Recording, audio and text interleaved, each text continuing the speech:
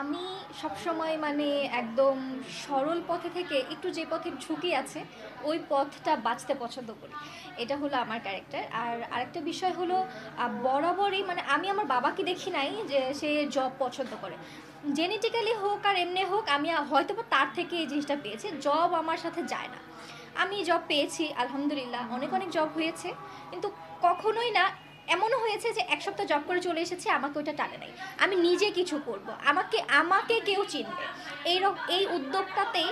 আর এই যে এই প্রফেশন ব্র্যান্ড প্রমোটিং, এটাতে ওরা সাডেনলি আসা হয়েছে, কোনো প্ল্যানিং ছাড়া কোনো কিছু ছাড়া আসা হয়েছে।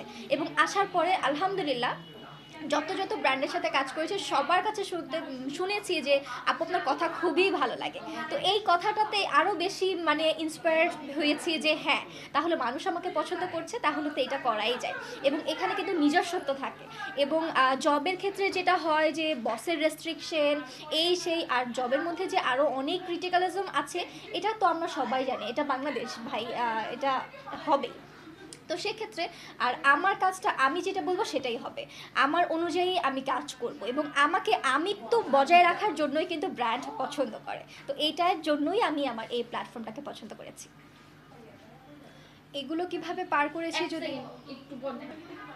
প্রতিকূলতা যদি বলতে চাই, প্রতিকূলতা তো অনেক আছে। ফ্যামিলিতে প্রতিকূলতা আছে, সমাজে আছে। মেয়ে মানুষ এখনও যে ঘর থেকে বের হয়ে কাজে যাবে, এটাই তো এখনও বাঙালিরা আমরা মেনে নিতে পারছি না, বাংলাদেশিরা আমরা মেনে নিতে পারছি না।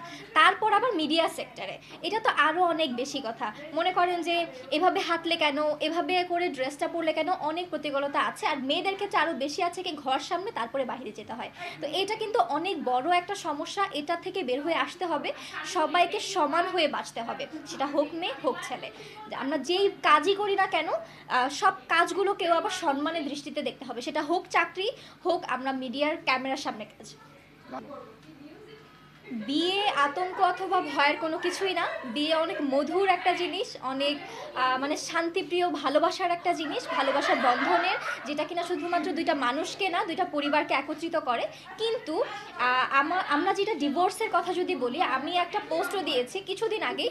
ডিভোর্সি মেয়েদের সংখ্যা কিন্তু শিক্ষিত মেয়েদের ডিভোর্সের সংখ্যা বেশি হওয়ার তার মেইন কারণ হলো শিক্ষিত মেয়েরা নিজের উপরে জুলুম অথবা অন্যের উপরে জুলুম সহ্য করতে পারে না। আর যখন আপনি বিবাহিত, তখন আপনি দেখবেন যে আপনার বর যদি 12টা বাজে ঘুম থেকে উঠছে, কোনো সমস্যা হচ্ছে না, আপনি উঠলে সমস্যা হচ্ছে। যদিও আপনার বড় মাসে 30,000 টাকা কামাচ্ছে, আপনিও হয়তো বা তার থেকে একটু কম বা তার থেকে আরও বেশি কামাচ্ছেন, তারপরেও আপনাকে সকালে উঠতে হবে, তার জন্য কাজ করতে হবে, তার পরিবারের জন্য এবং নিজের পরিবারের জন্য। এবং জবাবদিহিটাও কিন্তু মেয়েদেরকেই করতে হয়, যেটা পুরুষকে করতে হয় না। এই কারণেই মানে আমাদের ডিভোর্সের সংখ্যা বেশি। আর আরেকটা কথা বলবো, যারা শিক্ষিত মেয়েদের এই প্রতিবাদ মেনে নিতে না পারেন, তাহলে আপনার মেয়েকে পড়াবেন না, মানে অশিক্ষিতই রেখে দিবেন।